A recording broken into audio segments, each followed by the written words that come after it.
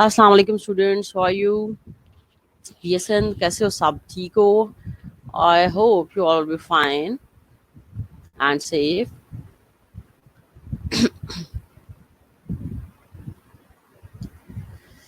So 24 students are online. What about the remaining students? Actually, I was looking for the notes. Ji walaikum salam someone.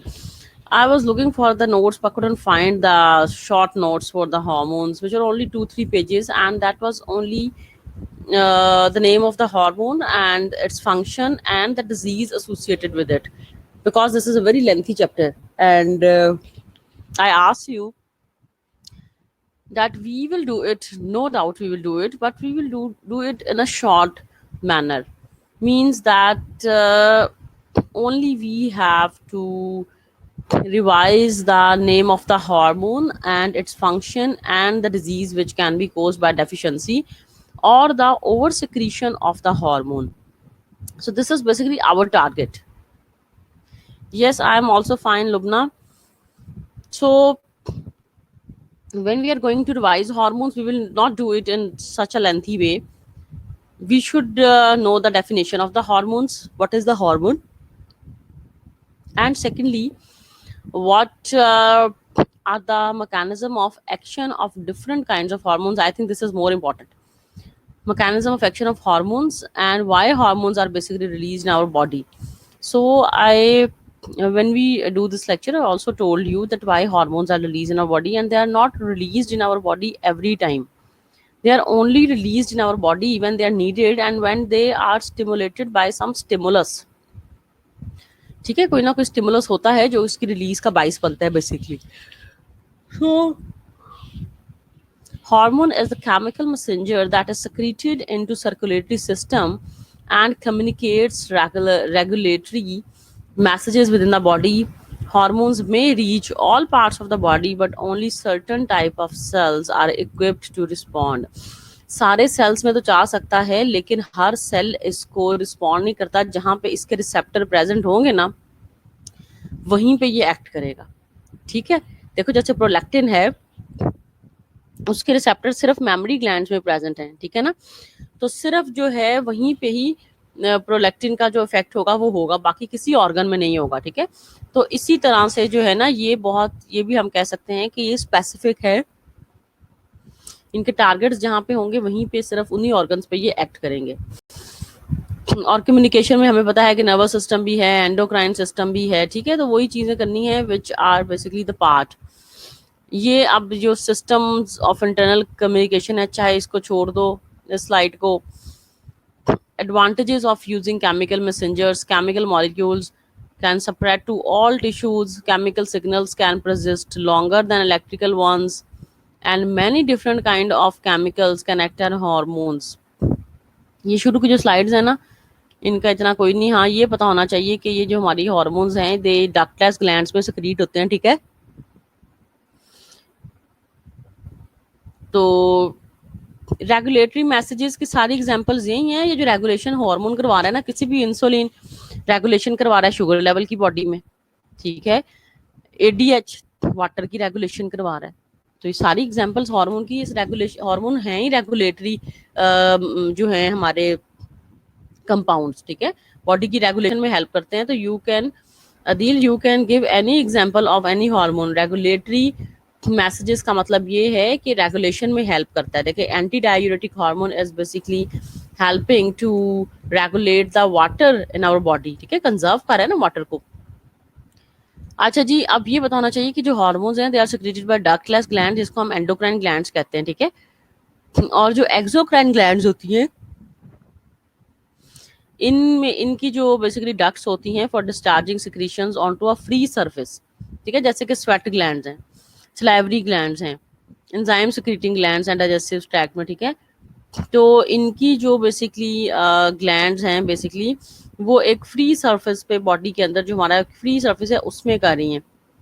ठीक है, लेकिन they have basically जो exocrine glands हैं उनकी they have the ducts basically. ठीक है, लेकिन जो हार्मोन्स हैं they are basically secreted by the ductless endocrine glands. They obtain the raw material from and secrete hormones directly into bloodstream. ठीक है, ये जो है डायरेक्टली जो हार्मोन है ब्लड स्ट्रीम में डिस्चार्ज हो रहे होते हैं, ठीक है। और जो एक्सोक्राइन ग्लैंड्स है ना, उसकी जो बेसिकली डक्ट्स होती हैं, ठीक है, उनमें वो अपनी सिक्रीशन सिक्रीट करते हैं, जैसे कि स्वेट ग्लैंड्स, ठीक है, सलाइवरी ग्लैंड्स, ठीक है। तो स्पेशली जो है वो अपनी डक्ट्स के अंदर ही सिक्रीट करते हैं, लेकिन जो एंडोक्राइन है बेसिकली वो ब्लड में अपनी सिक्रीशंस करते हैं। अब हार्मोन की कितने टाइप्स के हैं, प्रोटीन्स भी हो सकते हैं, माइंस भी हो सकते हैं, स्टेरॉइड भी हो सकते हैं।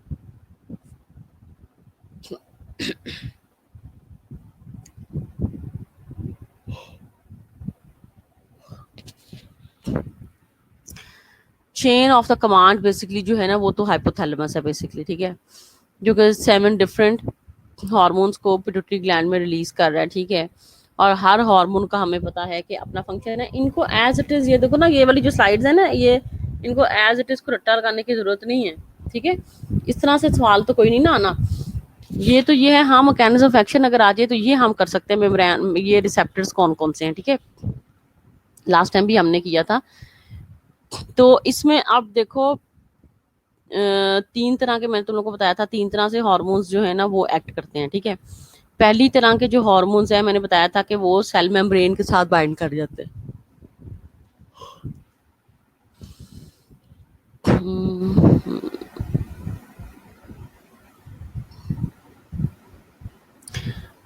तो जी many hormones are too large और too polar to pass through the plasma membrane. ज्यादातर जो प्रोटीन और पेप्टाइड हार्मोन है ना वो इनका साइज ज्यादा होता है, प्लाज्मा मेम्ब्रेन को क्रॉस नहीं कर सकते, ठीक है। They bind to transmembrane proteins that act as a receptor sites on the target cell membranes. Hormone is the first messenger. They cause the activation of the second messenger in the cytoplasm. ठीक है, second messenger को activate कर देते हैं। For example देखो cell membrane, जहां पे लिखा हुआ है ना सेल मेम्ब्रेन,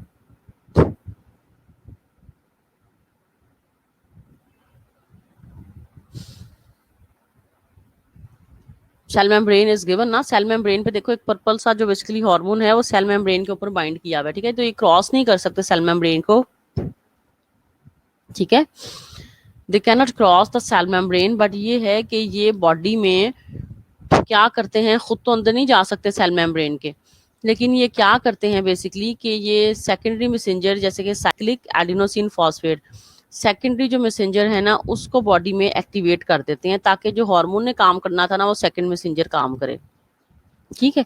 अब सेकेंड मैसेंजर बॉडी में जाके ना कुछ प्रोटीन्स या कुछ एंजाइम्स को एक्टिवेट करता है ताकि जो भी टारगेट सेल है ना उस पर वो इफेक्ट कर सके। तो जितना लिखा हुआ है उतना इस पे ठीक है। बाकी तुम लोग डायग्राम भी इस तरह की बना सकते हो कि सेल मेम्ब्रेन के ऊपर हार्मोन है और वो अंदर जो है कैंप लिख के कैंप को एक्टिवेट कर रहा है, ठीक है। और प्रोटीन का कैंप, फिर प्रोटीन काइनेज एक प्रोटीन है, एंजाइम है बेसिकली जो कि फॉस्फोराइलेशन में हेल्प करता है, उसको हेल्प कर रहा है। और फिर सीरीज ऑफ एंजाइम्स होते हैं बेसिकली, एक एंजाइम नहीं होता protein kinase, series of enzymes के थ्रू जो है जो भी टारगेट होता है उसका हार्मोन का उसको पूरा करता है, ठीक है। तो ये that is one kind of the hormone basically. दूसरी तरह के हार्मोन स्टेरॉइड हार्मोन्स होते हैं, ठीक है। स्टेरॉइड हार्मोन्स की एबिलिटी ये होती है ये खुद जो है बेसिकली क्रॉस कर लेते हैं उसको क्या कहते हैं सेल मेम्ब्रेन को, ठीक है। लिपिड सॉल्युबल मॉलिक्यूल्स होते हैं, ठीक है, और इनकी एक्टिव साइट होती है बेसिकली न्यूक्लियस में, ठीक है। तो ये कोलेस्ट्रॉल का जहाँ पे स्ट्रक्चर बना हुआ है ना, यानी कि ये 4 डब्बे स्टेरॉइड हार्मोन्स देखो लिखा हुआ है पेप्टाइड हार्मोन। अब ये ऊपर देखो कि कैपिलरी में डायग्राम में एक ही डायग्राम है जिसमें तीनों मोड ऑफ एक्शन उन्होंने बताए हुए हैं। तो जहाँ पे कैपिलरी लिखा हुआ है उसके अंदर उन्होंने तीनों तरह के हार्मोन दिखाए हुए हैं। जो अम्ब्रेला लाइक बनाया हुआ है, मशरूम लाइक, वो है पेप्टाइड हार्मोन्स, ठीक है। जो दूसरा बनाया हुआ है कोलेस्ट्रॉल का स्ट्रक्चर 4 डब्बे, वो है स्टेरॉइड हार्मोन्स। और जो 2 छोटे से बॉक्सेस छोटा सा पर्पल में बनाया हुआ है उसके आगे लिखा हुआ है थायराइड हार्मोन्स, ठीक है। तो तीनों का मैकेनिज्म ऑफ एक्शन देखो उन्होंने बताया हुआ है कि जो पेप्टाइड हार्मोन्स है वो कैंप को एक्टिवेट कर रहे हैं, ठीक है। एटीपी बॉडी में जनरेट होती है जो वो कैंप को एक्टिवेट करती है, ठीक है। और फिर कैंप आगे से प्रोटीन काइनेज को एक्टिवेट करता है ताकि हार्मोन का जो भी फंक्शन है वो पूरा हो सके। स्टेरॉइड हार्मोन्स जो है डायरेक्टली सेल मेम्ब्रेन को क्रॉस कर रहे हैं, ठीक है, और gene regulatory proteins basically body में होती हैं, या ये भी जो है बेसिकली ये डायरेक्ट न्यूक्लियस पे एक्ट करते हैं। देखो they are entering into nucleus, ठीक है, डीएनए जहाँ पे बना हुआ है वो न्यूक्लियस दिखाया हुआ है उन्होंने, ठीक है, they are directly entering into nucleus, और न्यूक्लियस में जाके ऐसी जीन्स को टर्न ऑन और टर्न ऑफ कर देते हैं कि हार्मोन का जो भी फंक्शन है वो पूरा हो सके, ठीक है। और फिर डीएनए फिर फर्दर क्या करेगा, जब जीन्स में चेंजिंग आ जाएंगी तो डीएनए फिर with the help of may be with the help of the enzymatic operations जो भी हार्मोन का फंक्शन है पूरा कर सके। यही काम बिल्कुल है जो है अमाइन हार्मोन्स का, ठीक है। अमाइन हार्मोन्स भी क्या करते हैं, सेल मेम्ब्रेन को क्रॉस कर देते हैं, एंटर हो जाते हैं, ठीक है, और ये क्या करते हैं इसी तरह से डायरेक्टली जीन में बेसिकली चेंजेस लेके आते हैं। तो ये बेसिकली तीनों तरह के हार्मोन्स का मैकेनिज्म ऑफ एक्शन उन्होंने जो है ना बेसिकली दिया हुआ है, ठीक है। तो दैट इज वेरी सिंपल, एक डायग्राम में तीनों ये थायराइड हार्मोन्स यानी कि जो अमाइन हार्मोन्स का दिया हुआ है कि ये भी ट्रांसमेम्ब्रेन प्रोटीन्स के साथ बाइंड करते हैं, ठीक है, और जो है बेसिकली ये सेल के अंदर चले जाते हैं, ठीक है, सेल मेम्ब्रेन को क्रॉस कर देते हैं और उसके न्यूक्लियस के अंदर जाके अपना एक्शन पूरा करते हैं। ये जो कंट्रोल पाथवेज और फीडबैक मैकेनिज्म वाली कहानी है, ये वैसे मैं उसमें जो है हर हार्मोन का आगे दिया हुआ है, ये यहाँ पे नहीं भी करोगे तो कोई मसला नहीं है। पिट्यूटरी ग्लैंड भी वैसे पढ़ना है तो पढ़ लो, फिजियोलॉजी में भी तुम लोगों ने हार्मोन्स किए हैं, ठीक है, लेकिन जो है नहीं भी करोगे तो वो कोई मसला नहीं है, ठीक है। वैसे पता होना चाहिए पिट्यूटरी ग्लैंड कौन सी ग्लैंड है। आप देखो टीएसएच इंटीरियर पिट्यूटरी ग्लैंड के हार्मोन्स, थायराइड स्टिमुलेटिंग हार्मोन, ठीक है, that stimulates the thyroid gland to produce the thyroxine. इसका काम ये है कि इसने थायराइड ग्लैंड पे एक्ट करना है ताकि वो T3 और T4 को रिलीज करवा सके, बस this is a function of TSH. और टीएस जो है एसएच जो है इसकी नेचर ये है कि ये एक प्रोटीन और पेप्टाइड हार्मोन है, ठीक है, that is a basically protein hormone. Luteinizing hormone plays an important role in the menstrual cycle. It also stimulates the production of testosterone. Males में टेस्टोस्टेरोन की भी स्टिमुलेशन कर रहा है, ठीक है। Luteinizing hormone LH follicle stimulating hormone menstrual cycle में role play कर रहा है। मेल्स में जो है it causes the testis to produce the hormone that regulates the sperm production.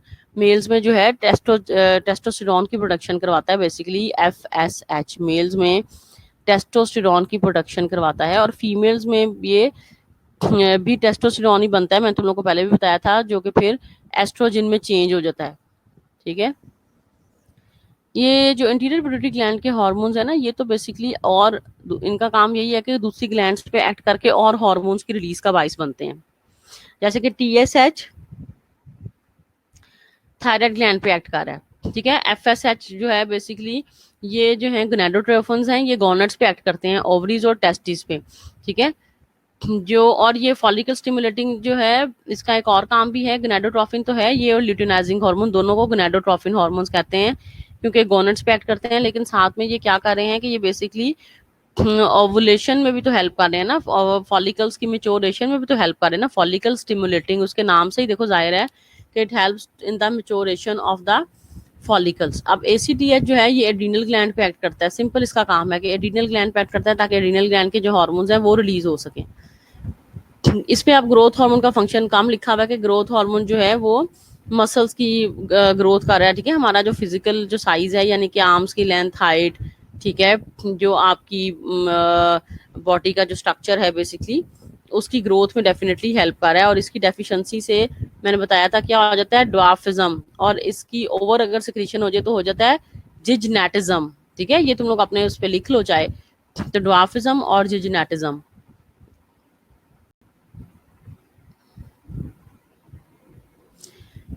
Oestrogen में कौन चेंज करवाता है टेस्टोस्टेरोन को, there are cells in the body, granulosa cells होते हैं हमारी बॉडी में जो कि टेस्टोस्टेरोन को एस्ट्रोजन में चेंज करवाते हैं, ग्रैन्युलोसा सेल्स, ठीक है। फीमेल की बॉडी में सेल्स होते हैं जिसको कहते हैं ग्रैन्युलोसा सेल्स, ठीक है। They convert basically testosterone into estrogen, दोनों में पहले टेस्टोस्टेरोन बनता है दोनों सेक्सेस में, ठीक है, मेल फीमेल दोनों में जो है बेसिकली बनता है, ठीक है, दोनों में टेस्टोस्टेरोन बनता है, and there are basically then granulosa cells basically which help to convert the testosterone into estrogen. यहाँ पे शुरू वाले जो हार्मोन्स है ना, इनके थोड़े से फंक्शंस इनके काम लिखे हुए हैं, इसलिए I was looking for the notes. ठीक है, मैं थोड़ा सा सुबह इसलिए काफ़ी मैं थोड़ा सा टाइम लगाया तो है, लेकिन मिले नहीं, तो सुकून से मेरे खान बैठ के शायद ढूंढूं तो आई मे गेट द नोट्स। या हो सकता है कि वो भी कॉलेज में इसी तरह से हो। I didn't get.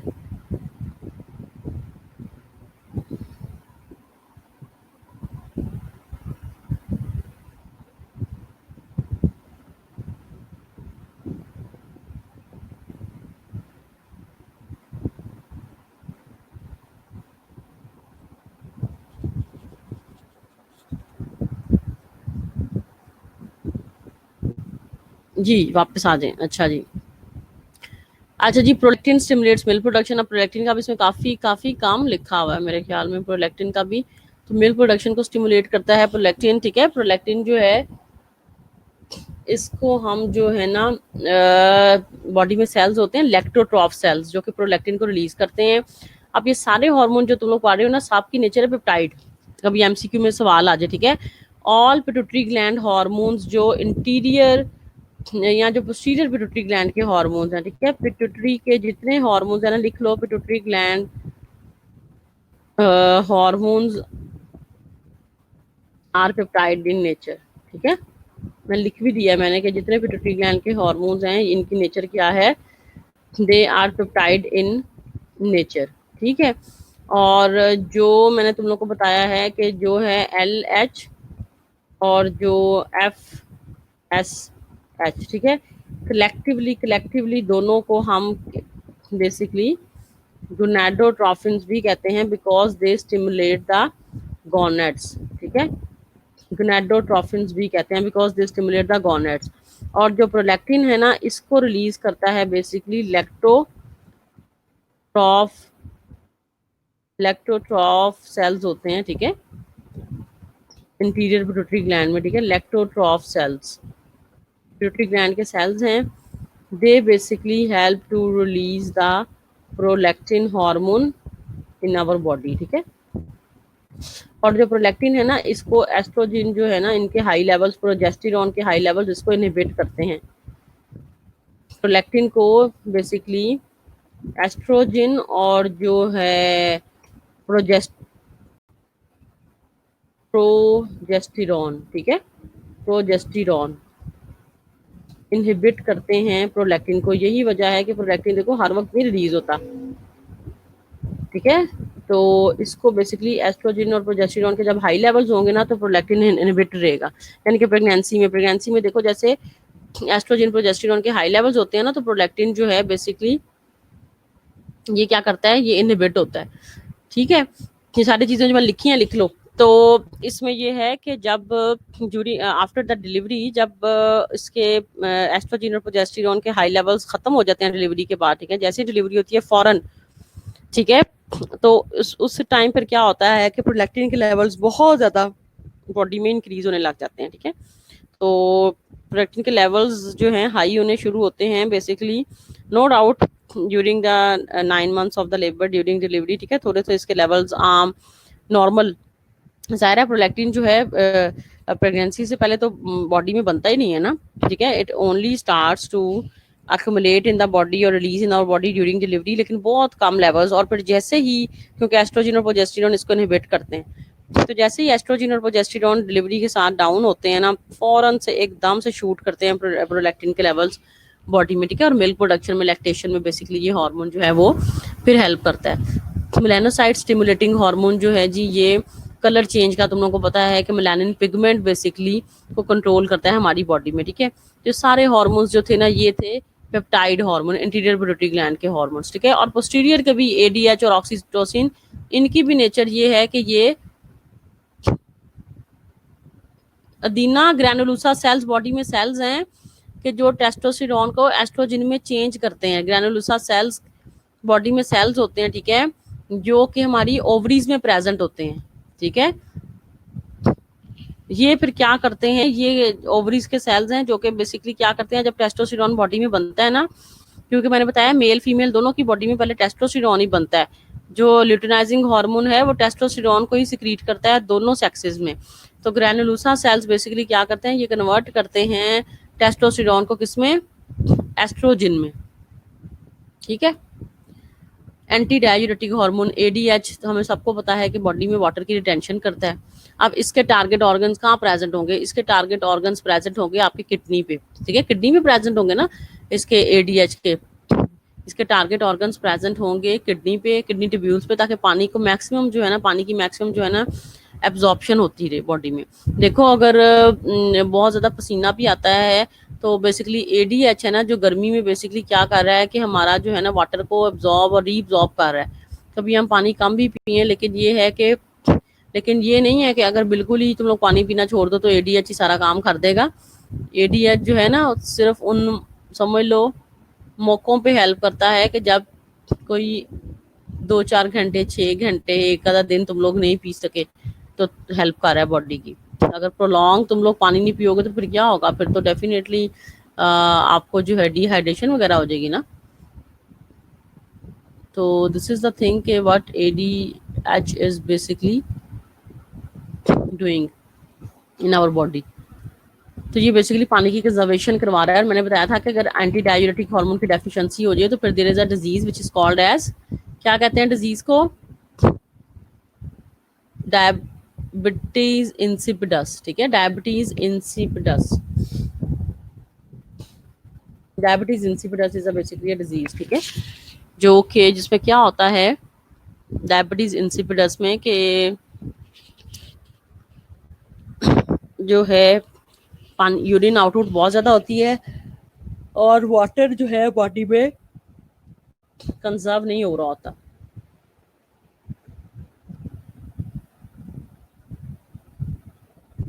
ठीक है, वाटर जो है बॉडी में वो कंजर्व नहीं हो रहा होता।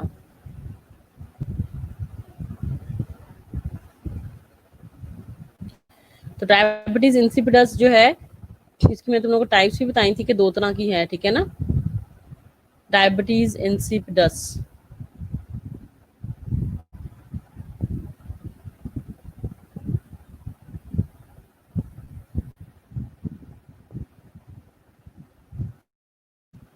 डायबिटीज इंसिपिडस की मैं तुम लोगों को टाइप्स भी बताई थी कि 2 तरह की है, एक सेंट्रल होती है, ठीक है, और दूसरी कौन सी होती है डायबिटीज इंसिपिडस?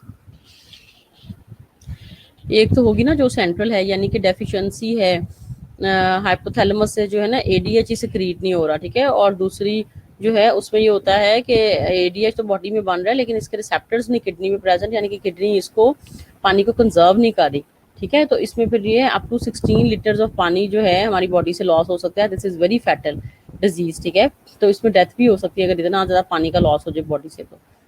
अच्छा जी, आखिरी जो पिट्यूटरी ग्लैंड का हार्मोन है, जल्दी से हम इसको रिवाइज करेंगे, ऑक्सीटोसिन। ये ज़्यादातर इसका काम ये है कि ये लेबर में यानी कि डिलीवरी में कॉन्ट्रैक्शंस करवाता है यूटेरस की, ताकि कॉन्ट्रैक्शंस विग्रस होंगी, पावरफुल होंगी तो डिलीवरी उतनी आसान होगी, तो नेचुरल कॉन्ट्रैक्शंस में हेल्प करता है। लेकिन ऑक्सीटोसिन के इंजेक्शन भी मिलते हैं जो कि ड्यूरिंग लेबर जो है फीमेल को लगाए जाते हैं ताकि कॉन्ट्रैक्शंस इंक्रीज हों और डिलीवरी पॉसिबल हो, ठीक है। इसके अलावा जो है ना ये ऑक्सीटोसिन जो है वो क्या करता है, मैटरनल बिहेवियर की भी मैंने कहा एस्टेब्लिशमेंट में बड़ा हेल्प करता है ऑक्सीटोसिन। मैटरनल बिहेवियर की भी एस्टेब्लिशमेंट में बहुत हेल्प करता है। और तीसरा इसका फंक्शन ये था कि मिल्क इजेक्शन में हेल्प करता है, मिल्क इजेक्शन में हेल्प करता है। देखो ऑक्सीटोसिन के टारगेट ऑर्गन लिखा हुआ है, एक तो यूट्रस पे एक्ट करता है, दूसरा मेमरी ग्लैंड्स पे, मेमरी ग्लैंड पे एक्ट करता है, ठीक है, समझ लो उनको प्रेस करता है ताकि ताकि क्या है कि मिल्क जो है इजेक्ट हो सके, ठीक है। और मैंने ये बताया था कि एक और चीज़ भी शायद मैंने क्या बताई थी, मेरे ज़हन से अब निकल गई।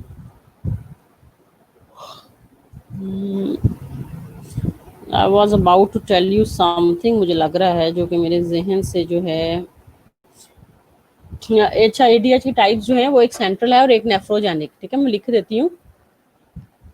सेंट्रल यानी कि जो है ना डेफिशिएंसी है, ठीक है। सेंट्रल उसकी डायबिटीज की टाइप है, सेंट्रल डायबिटीज इंसिपिडस, यानी कि नेचुरली बॉडी में क्या है कि एडीएच जो है ना वो डेफिशिएंसी है, बन नहीं रहा, रिलीज ही नहीं हो रहा, बहुत कम हो रहा है। और दूसरा है नेफ्रोजेनिक, एडीएच तो बहुत है हमारी बॉडी में लेकिन उसके रिसेप्टर्स नहीं है, तो फिर उसको हम नेफ्रोजेनिक यानी कि नेफ्रॉन्स में खराबी है, ठीक है, समझ आ गई। कि नेफ्रॉन्स का मसला है।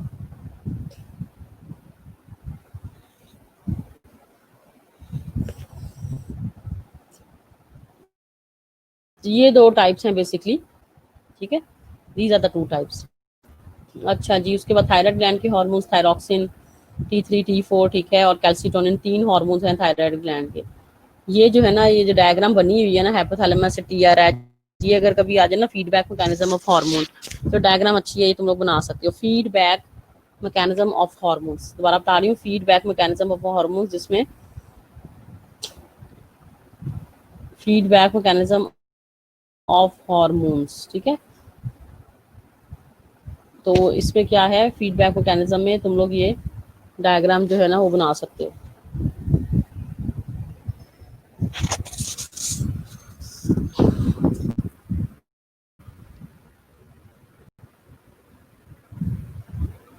Feedback mechanism of hormones,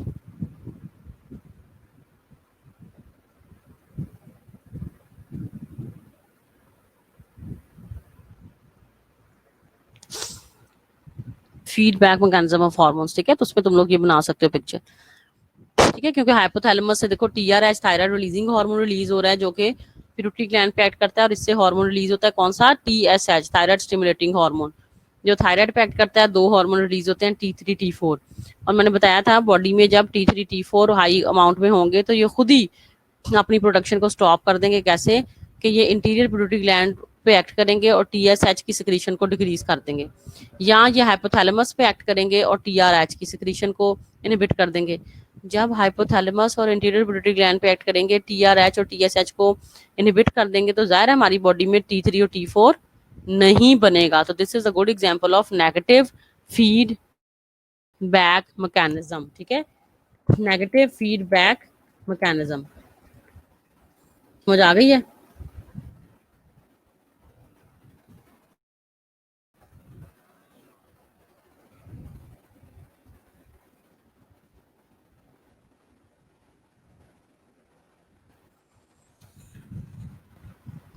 this is negative feedback mechanism.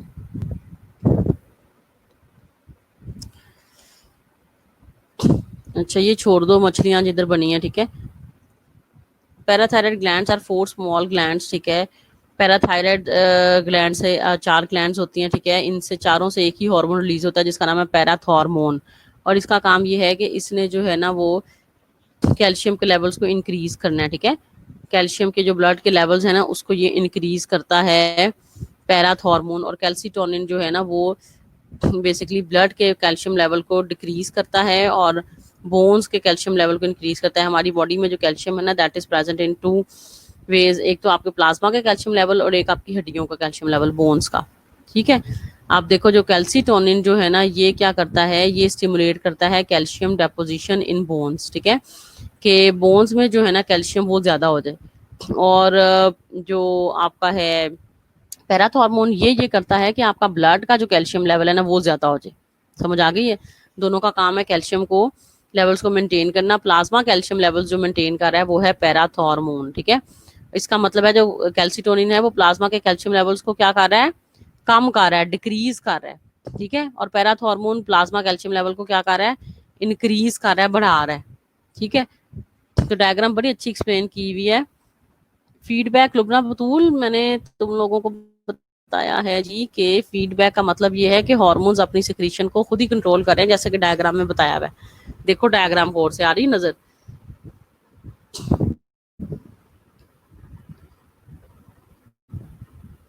Diagram में देखो।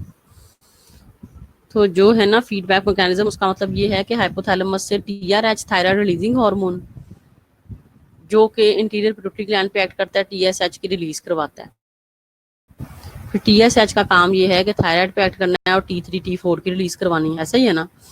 जब बॉडी में सफिशिएंट अमाउंट जितनी बॉडी को जरूरत है T3 T4 बन जाएंगे तो खुद ही अपनी सिक्रीशन को कंट्रोल करेंगे। कैसे कि इंटीरियर पिट्यूटरी ग्लैंड पे एक्ट करेंगे और TSH की सिक्रीशन को रोक देंगे। जब TSH ही नहीं बनेगा तो इसका मतलब है T3 और T4 नहीं बनेगा। इसी तरह से हाइपोथैलेमस पे एक्ट करेंगे, TRH को इनहिबिट कर देंगे, TRH जब नहीं बनेगा तो जाहिर है ना TRH बनेगा तो ना TSH बनेगा, ना TSH बनेगा तो ना T3 T4 बनेंगे। तो ये जो हार्मोन्स जब खुद ही अपनी सिक्रीशन को कंट्रोल करते हैं तो इसको हम क्या कहते हैं, नेगेटिव फीडबैक मैकेनिज्म। ठीक है, क्या कहते हैं इसको हम, नेगेटिव फीडबैक मैकेनिज्म। तो ये आ सकता है कभी नेगेटिव फीडबैक मैकेनिज्म। ठीक है, अच्छा जी, इसके बाद हम क्या कर रहे थे जी, नेगेटिव फीडबैक मैकेनिज्म के बाद ये छोड़ दो छोड़ दो, हाँ पैराथ हार्मोन मैंने बता दिया, डायग्राम गौर से देखो, ये जो दी हुई है इन्होंने। ठीक है, कैल्शियम की और पैराथ हार्मोन की बेसिकली।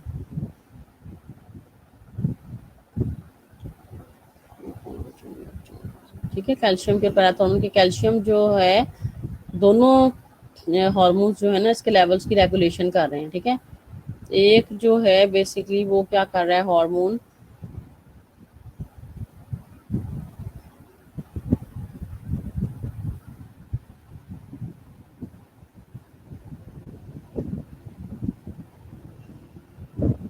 एक हार्मोन जो है वो क्या कर रहा है, वो कैल्सिटोनिन जो है कैल्शियम की डेपोजिशन बोन्स में करवा रहा है, यानी कि ब्लड के कैल्शियम लेवल को कम कर रहा है। और पैराथ हार्मोन जो है उसका ऑपोजिट इफेक्ट है। ठीक है, वो बेसिकली क्या कर रहा है, वो बोन से कैल्शियम को प्लाज्मा में मूव करवा रहा है, यानी कि बोन्स की कैल्शियम कम कर रहा है और प्लाज्मा की इंक्रीज कर रहा है। ठीक है, इसके अलावा ये है कि ये हार्मोन्स जो हैं वो किडनीज पे भी एक्ट करते हैं ताकि किडनी से कैल्शियम की एब्जॉर्प्शन मैक्सिमम हो। ठीक है, और विटामिन डी को भी एक्टिवेट करते हैं इंटेस्टाइन से, क्योंकि हमें सबको पता है कि विटामिन डी जो है वो कैल्शियम की एब्जॉर्प्शन में क्या कर रहा है, हेल्प कर रहा है। ठीक है, रीनल ग्लैंड के हार्मोन्स जी, हमें पता है रीनल मेड्यूला और रीनल कॉर्टेक्स। रीनल मेड्यूला से एपिनेफ्रिन नॉर एपिनेफ्रिन रिलीज होते हैं, और कॉर्टेक्स से कॉर्टिसोल जो है बेसिकली वो रिलीज होता है। तो ये तुम लोग 10-15 मिनट की ब्रेक करो, उसके बाद हम पढ़ते हैं। ठीक है, ब्रेक के बाद ये वाले hormones.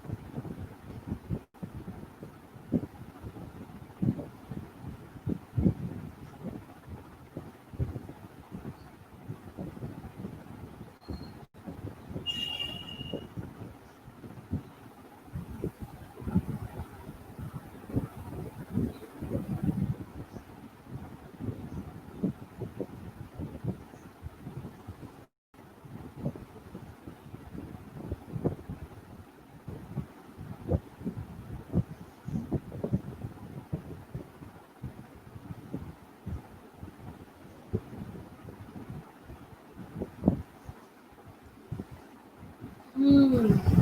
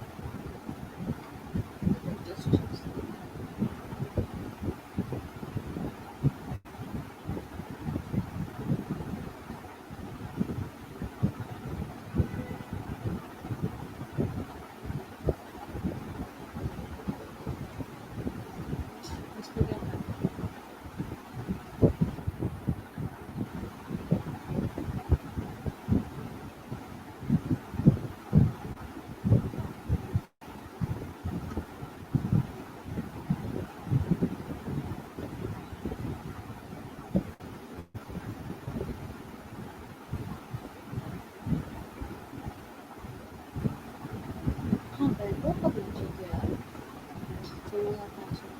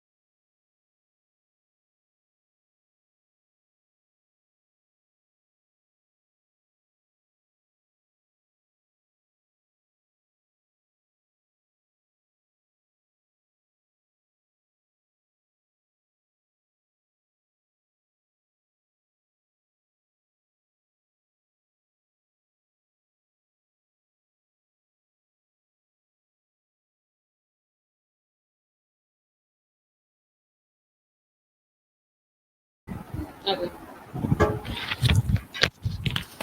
These students were back. Hello.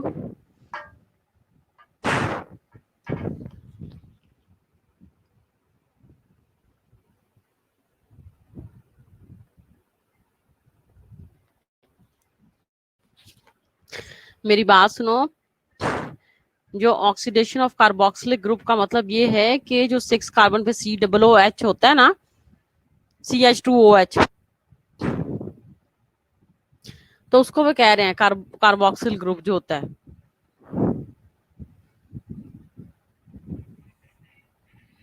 जी आवाज आ रही है सबको?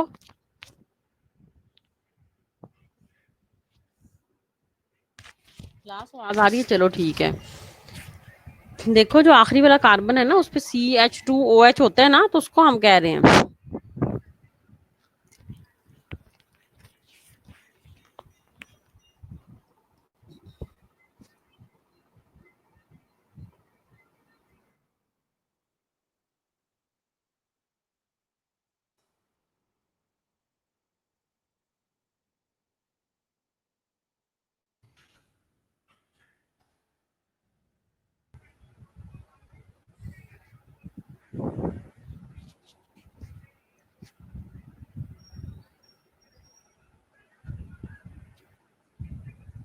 हेलो जी। अच्छा देखो, जो कार्बोहाइड्रेट्स में जो है ना, वो ऑक्सीडेशन से कार्बोक्सिल, ऑक्सीडेशन से वो तो बनता है ना, कार्बोक्सिल ग्रुप जो है ऑक्सीडेशन से ऑक्सीडाइज होगा तो COOH बनेगा ना, जिसको हम कह रहे हैं।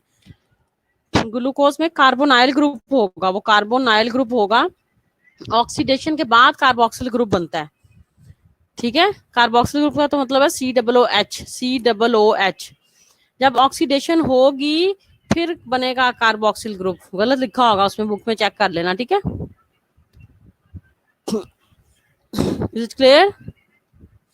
अच्छा जी, अब एड्रीनल मेड्यूला के जी जो हार्मोन्स हैं, ठीक है, मेड्यूला के जो हार्मोन्स हैं जी, वो जो एड्रीनल मेड्यूला के हार्मोन्स हैं वो है एपिनेफ्रीन और एपिनेफ्रीन। और ये जो हार्मोन्स है ना, बेसिकली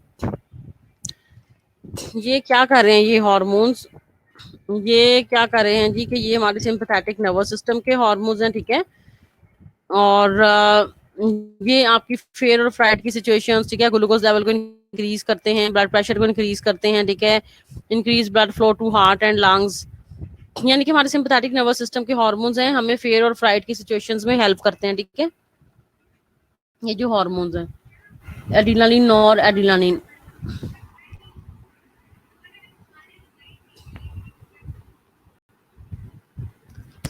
कॉर्टेक्स का काम ये है कि इसने कार्बोहाइड्रेट मेटाबॉलिज्म को स्टिमुलेट करना है, इन्फ्लेमेशन को कम करना है। ठीक है, synthetic derivatives such as prednisone are used as anti-inflammatory agents। ठीक है, ये जो नाम लिखा हुआ है ना सिंथेटिक डेरिवेटिव्स, मतलब ये है कि मेडिसिनल इंपॉर्टेंस है इसकी। ये जो है ना आपकी फार्मास्यूटिकल में हेल्प करते हैं। कॉर्टिसोल बहुत सारा मेडिसिन में यूज होता है इन्फ्लामेशन को कम करने के लिए। ठीक है, कॉर्टिसोल मेडिसिन में यूज होता है बेसिकली इन्फ्लामेशन को रिड्यूस करने के लिए, कम करने के लिए। Adrenal cortex also produce aldosterone. Aldosterone acts in the kidney to promote the uptake of the sodium and other salts। ये basically aldosterone का काम ये है बेसिकली कि इसने क्या करना है कि सॉल्ट की, सोडियम की बेसिकली बॉडी में कंजर्वेशन करानी है। देखो सोडियम जो है, जैसे कि हमारे आयन चैनल्स में हमारा जो है इम्पोर्टेंट बॉडी का जो है एन कैटायन है, एनाइन है, इंट्रा सेलुलर है, एक्स्ट्रा सेलुलर है सोडियम।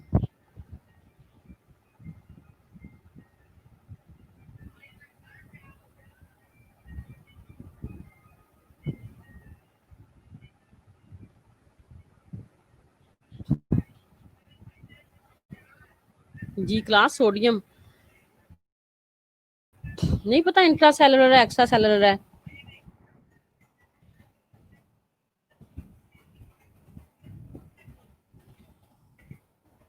इलेक्ट्रोलाइट्स नहीं पढ़ते तुम लोग?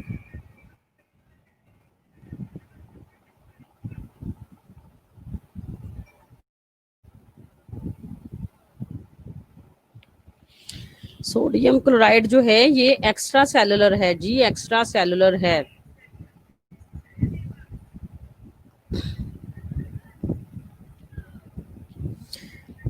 देखो दोनों में होते हैं, लेकिन बेसिकली सोडियम क्लोराइड जो है ना मोस्टली एक्स्ट्रा सेलुलर, पोटेशियम और फॉस्फेट जो है ना वो बेसिकली इंट्रा सेलुलर होते हैं। ठीक है, तो ये बेसिकली जो एक्स्ट्रा सेलुलर जो बेसिकली ये दोनों होते तो इंट्रा सेलुलर एक्स्ट्रा सेलुलर दोनों है, लेकिन मेजर जो है ना बेसिकली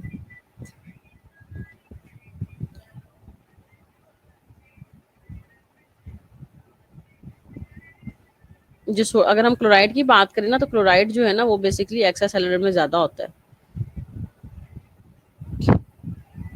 सोडियम इंट्रा सेलुलर, लेकिन जो सोडियम क्लोराइड बन जाता है ना दैट इज एक्स्ट्रा सेलुलर।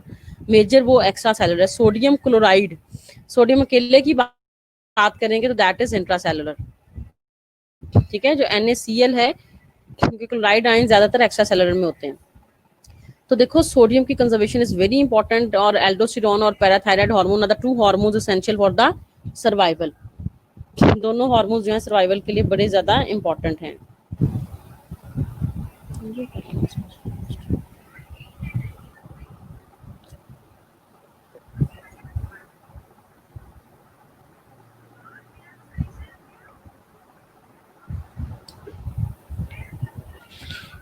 अच्छा जी, उसके बाद पैनक्रियाज।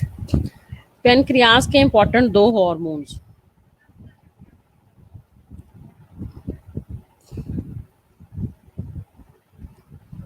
एक इंसुलिन एक ग्लूकागॉन।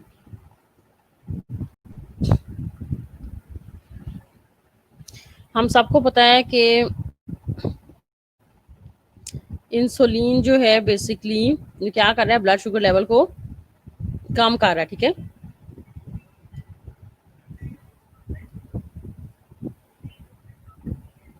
और जो ग्लूकागॉन है वो क्या कर रहा है बेसिकली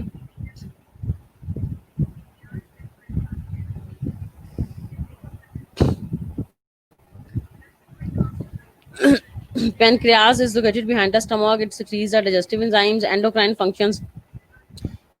इंसुलिन और ग्लूकागोन, अब इंसुलिन का काम ये है कि इसने जो है जी ब्लड से ग्लूकोज लेवल को कम करना है, और ग्लूकागोन ने ग्लूकोज को ज्यादा करना है। कैसे करना है ये सारा इधर लिखा हुआ है डायग्राम में। ठीक है, कि जो इंसुलिन है वो क्या करेगा, वो सेल्स को कहेगा कि ग्लूकोज को for the source of energy use करें। जब सेल्स आपकी बॉडी में जो ग्लूकोज है इसको for the source of energy use कर लेगी, तो फिर क्या होगा, जब सेल ग्लूकोज को यूज करेंगे तो ब्लड का ग्लूकोज लेवल क्या हो जाएगा, कम हो जाएगा।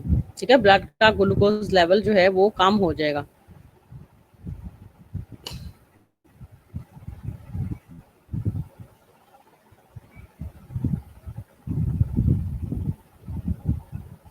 और ग्लूकागॉन इसके ऑपोजिट काम करता है। ग्लूकागॉन का काम ये है जी कि इसने ग्लूकागॉन का काम ये है कि इसने आपका जो है ग्लूकोज के लेवल को इंक्रीज करना है। ठीक है, ग्लूकागॉन का काम ये है कि इसने ग्लूकोज के लेवल को इंक्रीज करना है। कैसे इंक्रीज करेगा, कि बॉडी में अभी तुम लोगों ने जो वो पढ़े हैं ना पाथवेज कार्बोहाइड्रेट मेटाबॉलिज्म के, तो ग्लूकागॉन ने ये करना है कि उसने ग्लाइकोजेनेसिस यानी कि ग्लूकोज से ग्लाइकोजिन का जो बनना उसको इंक्रीज कर देगा। जब उसको इंक्रीज कर देगा तो ग्लाइकोजिन जो है वो कन्वर्ट हो जाएगी किसमें, ग्लूकोज में। इसके अलावा जो है जी वो ग्लाइकोजिनोलाइसिस जो सॉरी ग्लाइकोजेनेसिस को बेसिकली डिक्रीज करेगा और ग्लाइकोजिनोलाइसिस को इंक्रीज करेगा।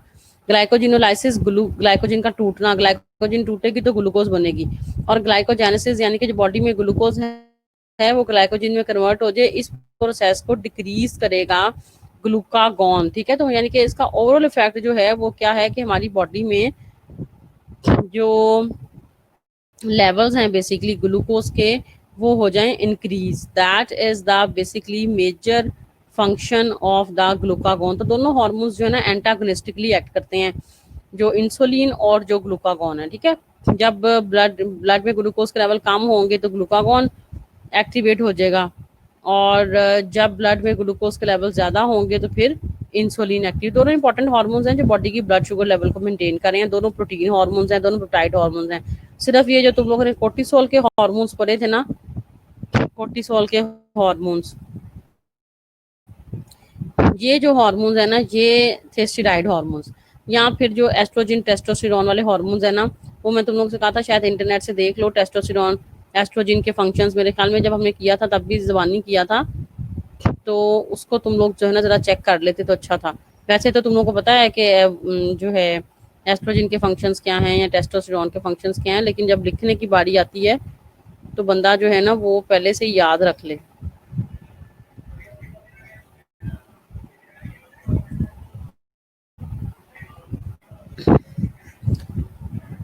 इसकी डेफिशिएंसी से कौन सी डिजीज हो रही है? अगर दोनों के लेवल्स जो है रेगुलेट नहीं करेंगे तो there is a disease which is called as diabetes. ये तो हम सबको पता है, ठीक है। There is a disease which is called as diabetes mellitus, diabetes mellitus, ठीक है। Endocrine disorder which is caused by the deficiency. अच्छा जी, उसके बाद इन डायबिटीज, वन डायबिटीज जो है इंसुलिन डिपेंडेंट, इसको हम कहते हैं ऑटो इम्यून डिसऑर्डर है। Immune system destroys the beta cell of pancreas. जब बीटा सेल को डिस्ट्रॉय कर देते हैं तो बीटा सेल इंसुलिन सिक्रीट करता है, ठीक है। Diabetes mellitus, non-insulin dependent, is characterized by the deficiency of insulin और by the reduced responsiveness of the target cells। यानी कि इंसुलिन तो है, यहाँ तो कम है, यहाँ फिर ये है कि उसके रिसेप्टर्स नहीं है। इंसुलिन है बट उसके रिसेप्टर्स नहीं है बेसिकली। तो जी ये तुम लोगों के हैं बेसिकली, ये तुम लोगों का था बेसिकली जो है ना वो हार्मोन का चैप्टर, जिसमें मैं ये कह रही हूँ कि तुम लोग जो हो ना वो एस्ट्रोजन प्रोजेस्टेरोन को पढ़ लो।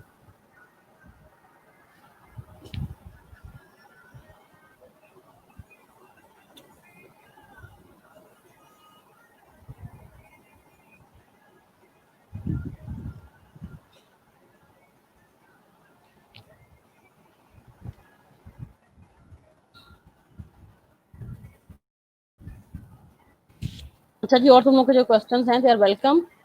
और सेकेंडली मैं कह रही हूँ जो एस्ट्रोजन के फंक्शंस ये हैं कि हमारे जो है ना वो सेकेंडरी सेक्स कैरेक्टरिस्टिक्स को इंक्रीज करता है, सेकेंडरी सेक्स कैरेक्टरिस्टिक्स को स्टिमुलेट करता है बेसिकली जो है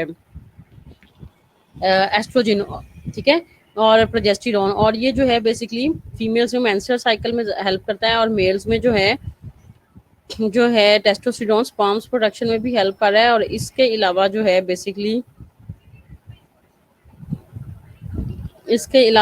बेसिकली कि आपकी जो सेकेंडरी सेक्स कैरेक्टरिस्टिक्स यानी कि फीमेल्स में appearance of breast, appearance of axillary pubic hairs, ठीक है, इसको कर रहा है कंट्रोल। और मेल्स में जो है बॉडी साइज सबसे पहले इंक्रीज कर रहा है, ब्रॉडनिंग ऑफ शोल्डर्स, जो वाइस का हैवीनेस है, नवाज भारी हो जाना, इसके अलावा growth of the pubic axillary hairs in males as well, and development of the sperms.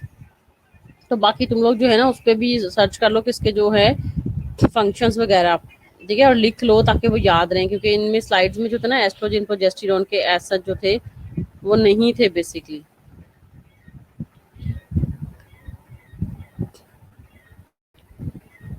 और जो तुम लोग के जी क्वेश्चंस हैं वो बताओ।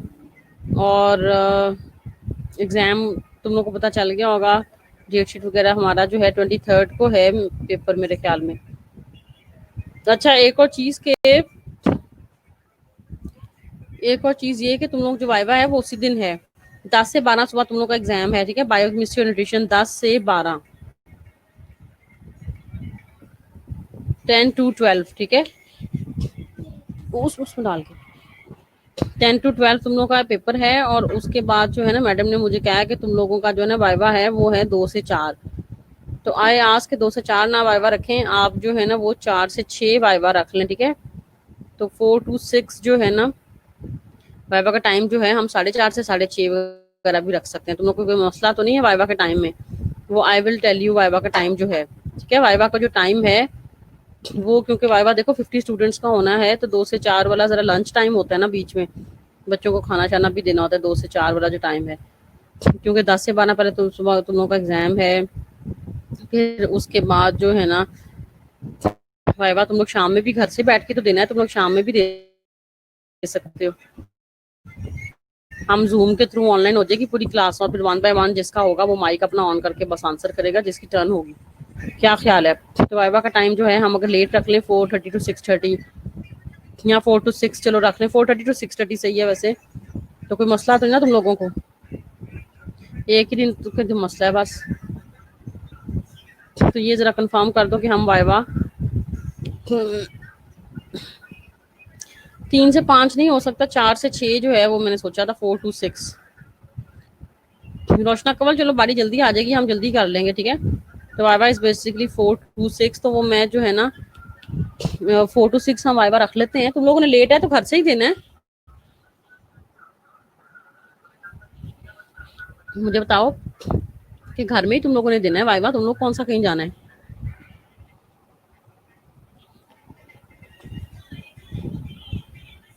अच्छा 6 बजे तक बस, 4 to 6 ठीक है।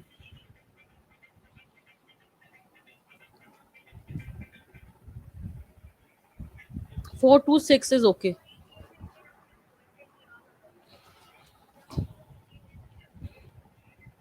6 से बाद में किसी की बारी आएगी, 6 से पहले मैं कंडक्ट कर लूंगी। 4 to 6 is okay and I will basically give you link, ठीक है, ऑफ जूम मीटिंग, ठीक है। पहले मैं बना लूँ, फिर मैं तुम लोगों को जो है ना इसका मीटिंग का लिंक जो है ना वो भेजूंगी। फिर हम 4 से 6 एक दिन वाइवा बैक में न्यूट्रिशन दोनों का तो हम जल्दी कर लेंगे इंशाल्लाह, 6 से पहले ही तुम लोग फ्री हो जाओगे।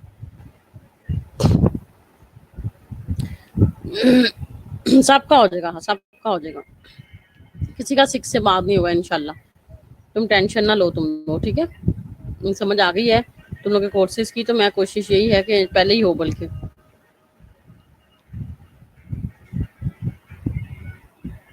इस वजह से जो है ना तुम लोग जो है वो परेशान ना हो, नो प्रॉब्लम,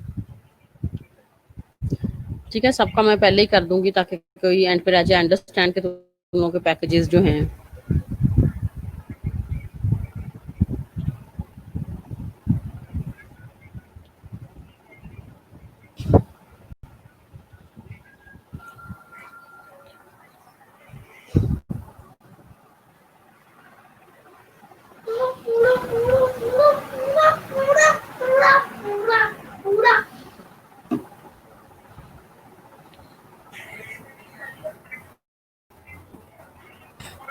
अच्छा, आप जो तुम लोग के क्वेश्चंस हैं, देखो वाइवा के क्वेश्चन में पहले भी बताया था, जैसे पूछ सकते हैं तुम लोगों से, सिंपल भी पूछ सकते हैं कि हार्मोन्स क्या हैं, कैल्सिटोनिन क्या करता है, ठीक है। तो वाइवा का मतलब यही है कि तुम्हारी सवालों के जवाब ही हैं, लेकिन ये है कि वो जो है ना ओरल होंगे,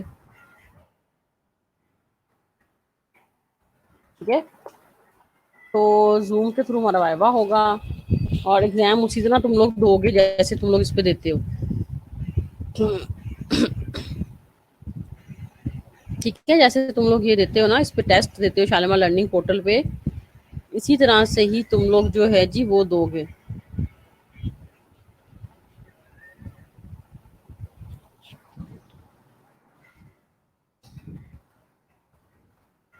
इस तरह से तुम लोग दोगे, और मोस्ट प्रोबेबली हो सकता है कि तुम लोगों के ना एमसीक्यूज हों। एससीक्यूज में सुना था कि थोड़ा सा ना प्रॉब्लम हो रही थी, तो इंशाल्लाह हो सकता है पोर्टल पे सही हो जाए, तो फिर हम जो है ना इंशाल्लाह एससीक्यूज भी हो सकता है रख लें।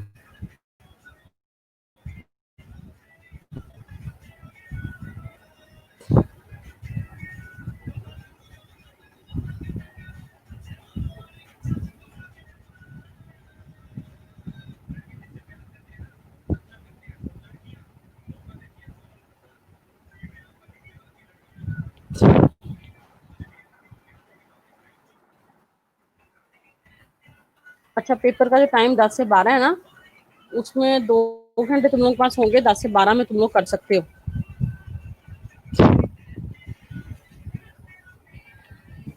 कंट्रोल पाथवे नहीं, फीडबैक वाली मैंने तुम लोग को बताई थी रोशना कंवल। फीडबैक में सिंपली वो तो जो है कि जैसे कि पिट्यूटरी ग्लैंड से जो है वो थायराइड ग्लैंड से, वो उससे पिट्यूटरी से निकल रहा है थायराइड, कौन सा हार्मोन, थायराइड रिलीजिंग हार्मोन, जो कि हाइपोथैलेमस से निकल रहा है, तो ये पिट्यूटरी पे एक्ट करता है, और वहां से थायराइड स्टिमुलेटिंग हार्मोन निकलता है टीएसएच, जो थायराइड पे एक्ट करता है, और फिर T3 T4। तो नेगेटिव फीडबैक मैकेनिज्म का मतलब ये है कि जो प्रोडक्ट बनती है ना T3 T4, वो अपनी प्रोडक्शन को खुद ही कंट्रोल कर रही है, अपनी प्रोडक्शन को खुद ही कंट्रोल कर रही है, ठीक है। जब वो T3 T4 ज्यादा होंगे ना, तो वो क्या करेंगे, T3 T4 जब ज्यादा होते हैं तो वो खुद ही अपनी प्रोडक्शन को कंट्रोल करते हैं। कैसे कि वो TSH को बेसिकली कर देते हैं इनहिबिट। जब TSH थायराइड स्टिमुलेटिंग हार्मोन ही बेसिकली जो है वो इनहिबिट हो जाएगा तो T3 T4 तो फिर नहीं ना बनेंगे बॉडी में। तो ये तुम लोग तैयारी करो, इजी है, हार्मोन्स तो ऐसा मुश्किल नहीं है। ठीक है। अच्छा 10 से जो मेरी बात सुनो, मिड टर्म्स में तुम लोगों के लेक्चर नहीं होंगे, ठीक है। मेरे ख्याल 20 से स्टार्ट हो रहे हैं और ईद से पहले सब कुछ खत्म। ईद से पहले सब तुम लोग, ईद के बाद कुछ नहीं है, ईद से पहले ही हैं सारे तुम लोग के पेपर्स वगैरह जो है ना। मेरे ख्याल 20 से स्टार्ट होंगे और ईद के बाद कोई वाइवा नहीं होगा, सब ईद से पहले ही है।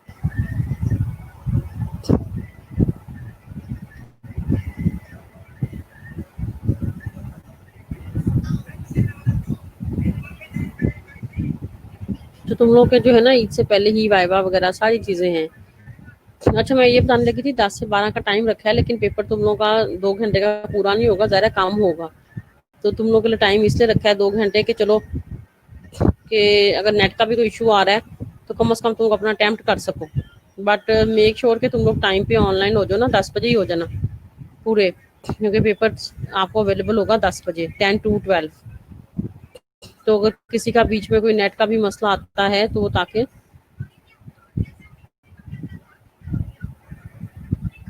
प्रॉब्लम ना कोई आए इस वजह से।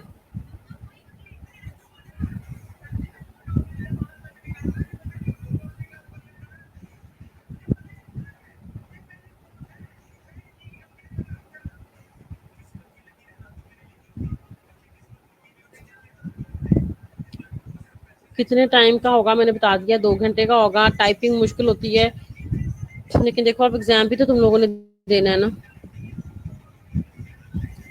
कि नहीं देना एग्जाम, एग्जाम भी तो देना है। तो उसमें ये है कि उस शॉर्ट क्वेश्चंस होंगे अगर हुए भी तो। एमसीक्यूज तो लाजमी है ना, ज्यादा एमसीक्यूज ही होंगे वैसे। रीजा जरा आहिस्ता कर।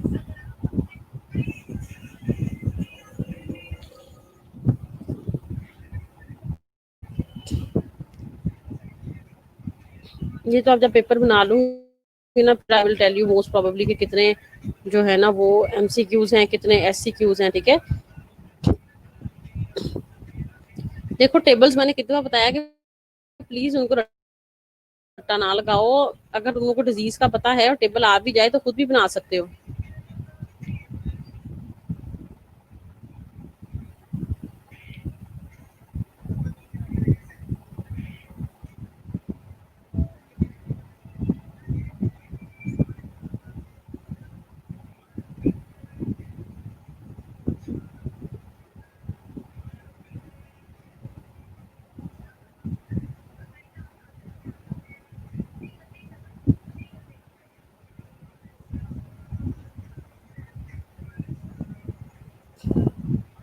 जी ग्रैनुलर सेल सिर्फ लुबना अब्दुल फीमेल्स में होते हैं, क्योंकि ये टेस्टोस्टेरोन को एस्ट्रोजन में चेंज कर रहे हैं। दूसरा ये है कि वाइवा उसी दिन होना है दीना, जिस दिन तुम लोग का एग्जाम है ना उसी दिन वाइवा हो रहा है, ठीक है।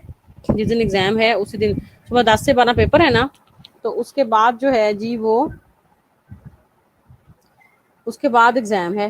उसके बाद तुम लोग का वाइवा, तो वाइवा मैंने इसलिए 4 से 6 रखा है ना। 10 से 12 पेपर दोगे, 4 से 6 तुम लोग का फिर ये है।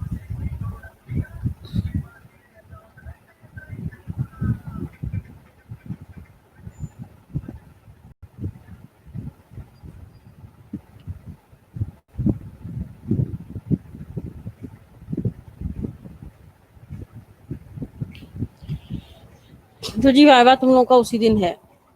और जिस स्टूडेंट का हो जाए वो बस डिस्कनेक्ट हो जाए, ठीक है, जिसका हो जाए वो डिस्कनेक्ट हो जाए।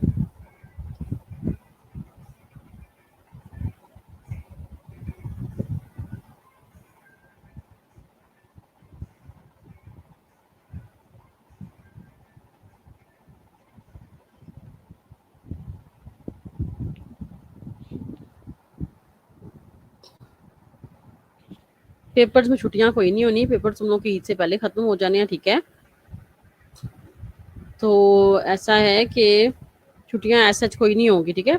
हाँ और होपफुली रोल नंबर वाइज ही होगा तुम लोग का, ठीक है। मैं लिस्ट अपने पास रख लूंगी, रोल नंबर वाइज ही मेरा ख्याल है करेंगे, ताकि जिसका होता जाए वो जो है ना वो छुट्टी करे, ठीक है। जिसका हो जाएगा वो फिर जूम से मीटिंग से वो चला जाए, ओके। तो इसलिए तुम लोग को टेंशन लेने की जरूरत नहीं है एज सच।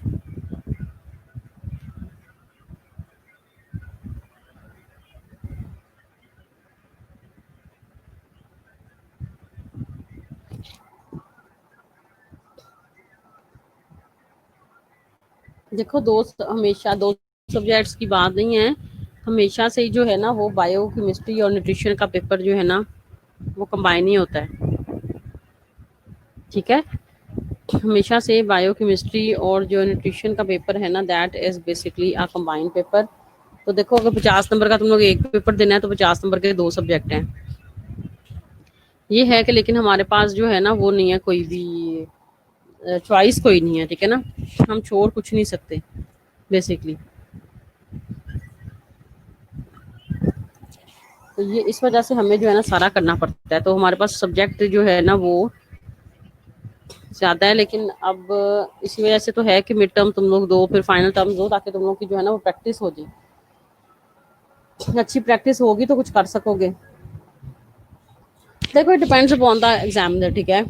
चार पांच हमने असेस करना है, असेस तुम लोग को बंदा 4-5 सवालों से भी कर सकता है, असेस तुम लोगों को 10 सवालों से भी कर सकता है। तो ये असेसमेंट होती है, हर टीचर का अपना स्टाइल होता है, ठीक है। तो इसमें जो है ना इसमें कोई वो हार्ड एंड फास्ट रूल नहीं है।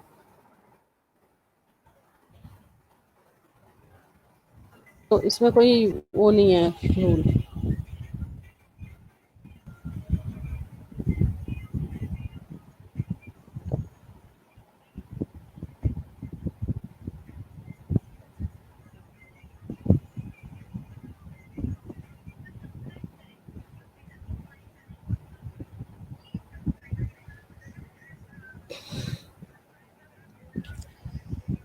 ठीक है, तो इसमें कोई हार्ड एंड फास्ट रूल नहीं है। इसमें सिंपली ये है कि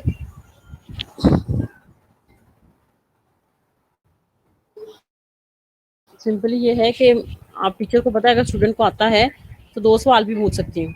वाइवा मैं ही लूंगी, जाहिर है, इसलिए तो डिस्कस हम कर रहे हैं, ठीक है। That's why we are discussing ना। वाइवा तुम लोग का जो है यूएचएस में भी इंटरनल एग्जामिनर मैं ही होती हूँ, एक्सटर्नल जाहिर है एक्सटर्नल एग्जामिनर होगा।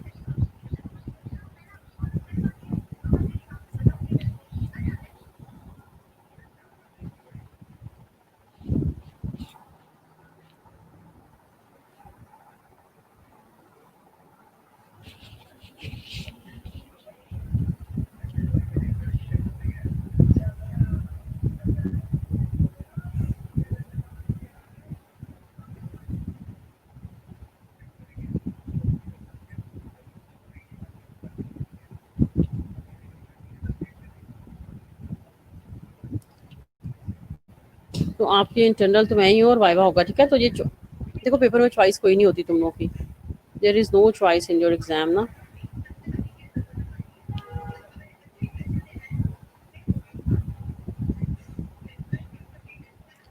देयर इज नो चॉइस, ठीक है। तुम लोग के कोई भी प्रोफेशनल डिग्री जो है ना इसमें we don't have any choice.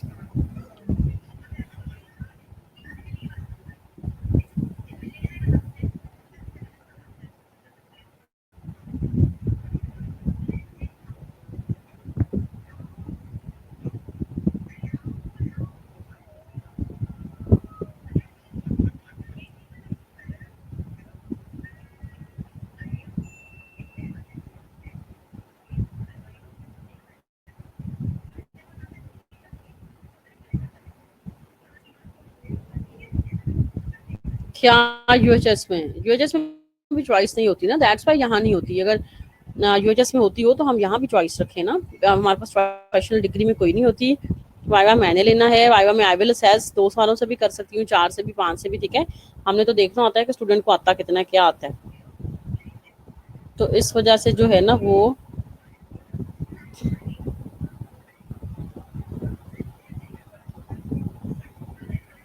ये डिपेंड करता है कि कितने सवाल।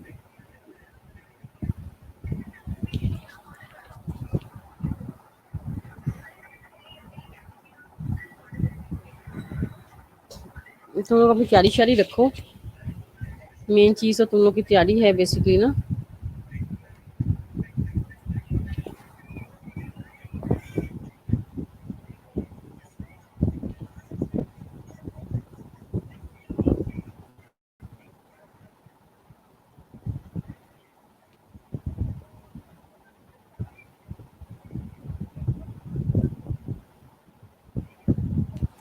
जी और कोई सवाल हैं तो you can simply simply ask.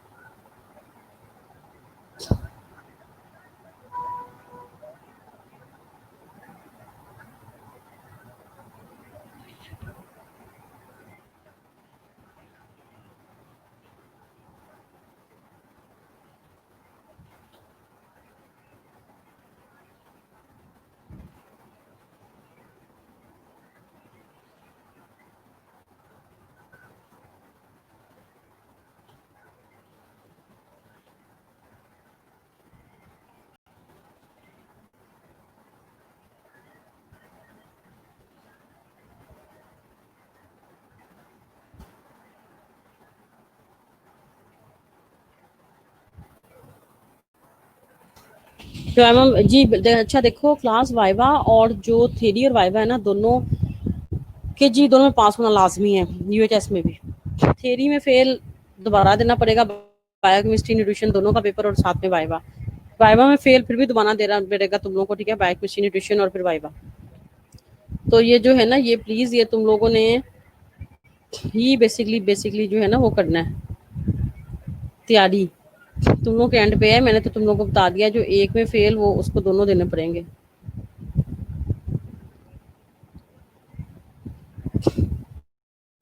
ठीक है, ये तो दोनों में पास होना जो है ना वो लाजमी है। दोनों में पास होना लाजमी है।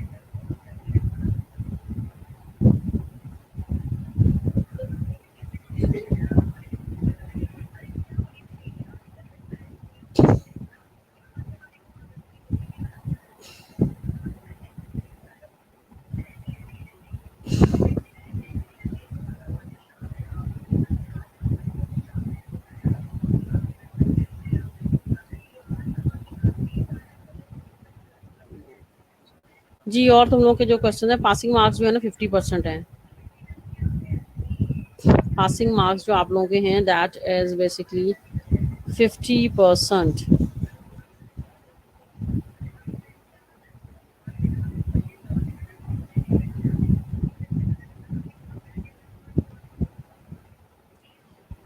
यानी कि 100 नंबर का जो पेपर है ना, इसमें 50 वाला पास है।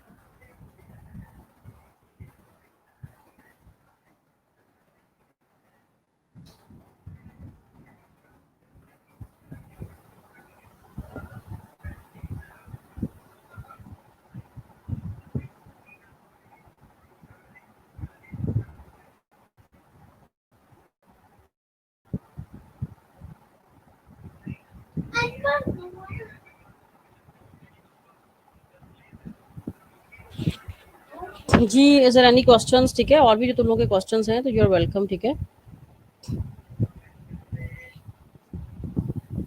जो भी तुम लोग के क्वेश्चंस हैं तुम लोग पूछ सकते हो। ठीक है, अच्छा अब बुध को हमने कौन सा रिवाइज करना है चैप्टर, मुझे बता दो जरा। वेडनेसडे को क्या हम रिवाइज करें?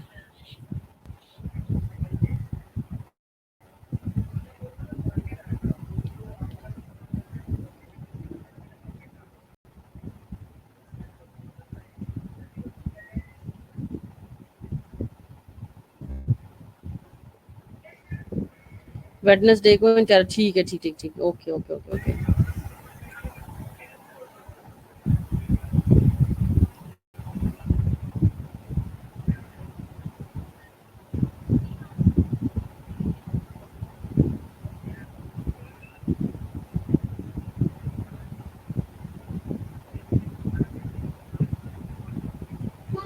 जी बेटा कोई फ़ोन तो नहीं आ रहा?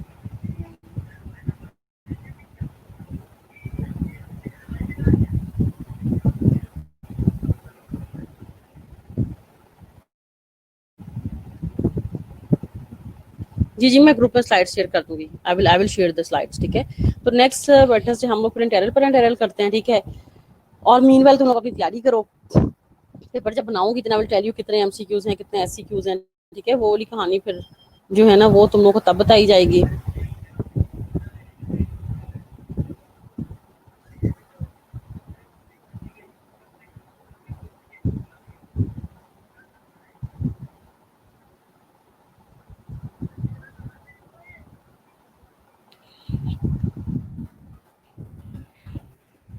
और भी क्वेश्चंस हैं, यू कैन इजीली आस्क, ठीक है? आई एम देयर, पूछ सकते हो तुम लोग इजीली।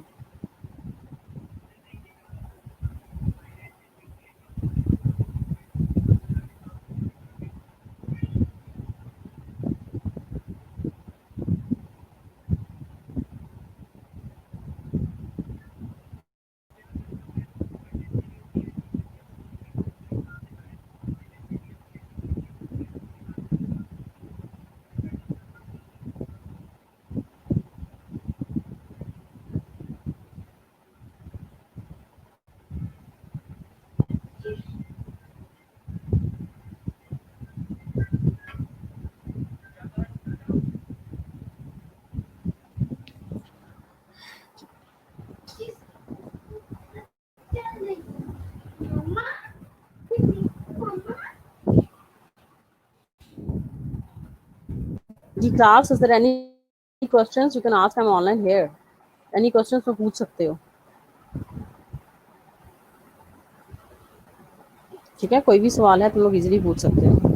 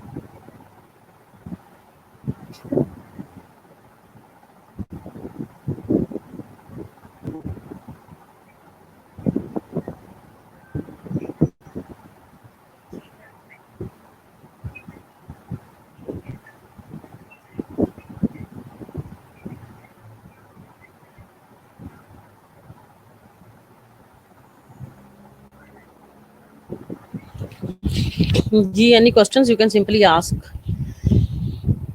अच्छा, ऑक्सीटोसिन जो है ना, ठीक है दीना। अच्छा, हफ्जा का क्वेश्चन है, oxytocin positive feedback mechanism show करता है। अच्छा, जो ऑक्सीटोसिन है ना, इसका जो फीडबैक मैकेनिज्म है वो इस तरह से नहीं है कि कोई हार्मोन रिलीज हो रहा है। ऑक्सीटोसिन तो देखो उसका काम ये है कि उसने मिल्क इजेक्शन करनी है। तो जब निपल्स की स्टिमुलेशन होगी, बेबी जो है सकलिंग एक्ट से होगी, यानी कि बेबी जब सक करेगा निपल्स को तभी ऑक्सीटोसिन रिलीज होगा, अदरवाइज ऑक्सीटोसिन रिलीज नहीं होगा। जैसे हम जो जानवर होते हैं ना, उनका दूध वगैरह जब धोते हैं, ठीक है, मिल्क एक्सट्रैक्ट करते हैं ना जानवरों से, गाय भैंस, तो आप पता होगा कि वाले जो है उनका टीट्स जो होते हैं, ठीक है, जैसे फीमेल में मेमरी ग्लैंड्स होते हैं, उनके टीट्स होते हैं। तो टीट्स को आप पता स्टिमुलेट करते हैं, वो प्रेस करते हैं, तो फिर ही मिल्क इजेक्ट होता है। तो ऑक्सीटोसिन की जो स्टिमुलेशन है ना, basically that is with the help of the physical stimulus, ठीक है? तो बच्चा फिजिकल स्टिमुलस निपल्स को करेगा तब मिल्क इजेक्ट होगा, और एनिमल्स में भी ऐसे ही है, ठीक है, ऑक्सीटोसिन की रिलीज। तो इज इट क्लियर? इसके अलावा भी और भी अगर तुम लोगों का कोई सवाल है तो यू कैन इजीली आस्क।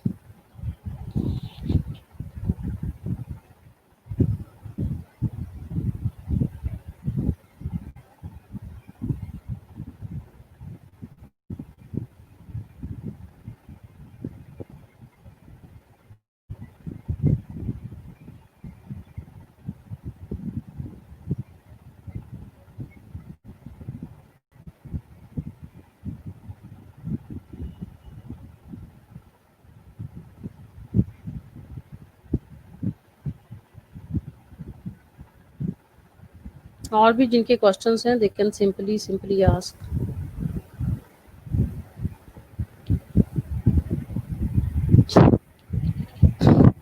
हाँ जी ठीक है, और कोई सवाल नहीं है तो ठीक है, हम लोग छुट्टी कर सकते हैं। क्वेश्चन है तो यू कैन आस्क।